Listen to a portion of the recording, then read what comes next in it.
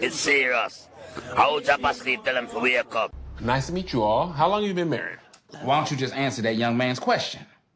31 years. Wow, congratulations. So, how can I help?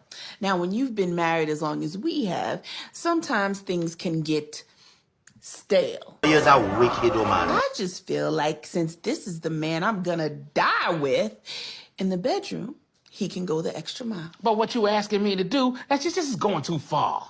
Don't you think it's fair to return the favor and give her some concessions? Absolutely not. Sometimes they can just ask you to just go too far. They just ask you to do anything. Well, don't you... Okay, well, do you even know what it is she's asking me to do? Francine, what are you asking Charles to do? I want my husband to close his eyes. I want him to eat my butt. I'm not eating your butt, Francine. I ate your butt. But that's something that you enjoy, Francine. You know you're a wicked woman. A wicked ass woman.